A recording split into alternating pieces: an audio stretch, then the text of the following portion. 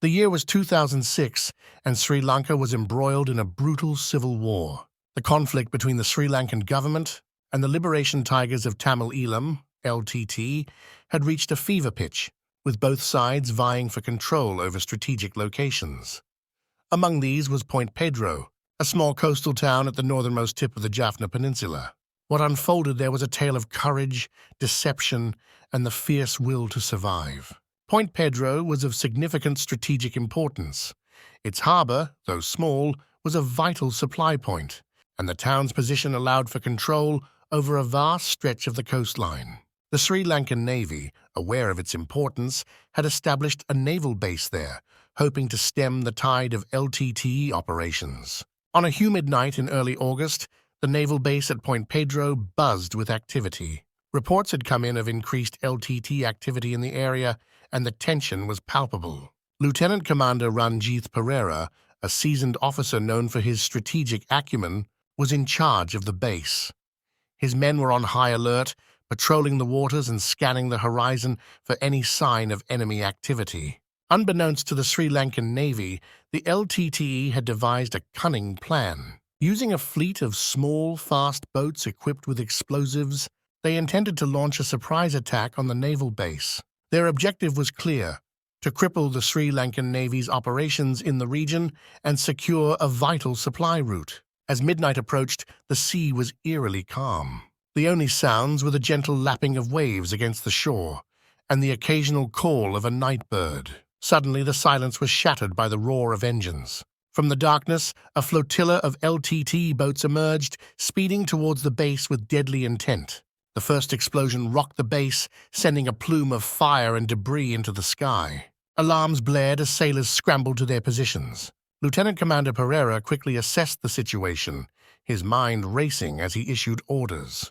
The base's anti-aircraft guns, repurposed for this very scenario, opened fire, tracers lighting up the night. The LTT boats, agile and swift, weaved through the hail of bullets. Some were hit, exploding in fiery bursts, but many more continued their deadly advance. One boat, loaded with explosives, crashed into a naval patrol boat, the resulting explosion tearing it apart and sending a shockwave through the base. Amidst the chaos, Pereira spotted a larger LTTE boat hanging back, seemingly coordinating the attack. Realizing it was the command vessel, he ordered a group of elite naval commandos to board a fast attack craft and intercept it. The commandos, led by Petty Officer Kassan Silva, were seasoned veterans, their faces grim with determination. As Silva's craft sped towards the enemy command vessel, it was met with fierce resistance. LTT fighters fired relentlessly, their tracers crisscrossing the dark sea. Silva and his men returned fire, their training and discipline evident as they closed in.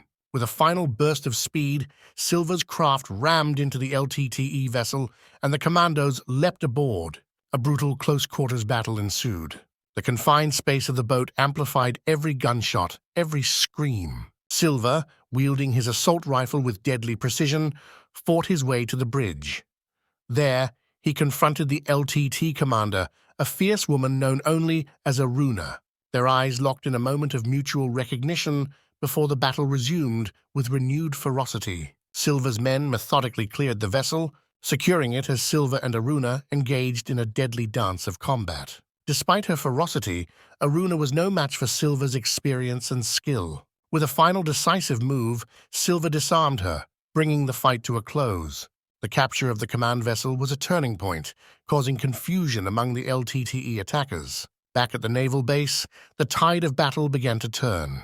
The coordinated efforts of Pereira and his men, coupled with the capture of the enemy command vessel, broke the momentum of the LTTE assault. One by one, the remaining LTTE boats were destroyed or driven off, their attack thwarted. As dawn broke over Point Pedro, the extent of the devastation became clear. Fires still burned, and the wreckage of both LTT and naval vessels littered the harbor, but the base had held.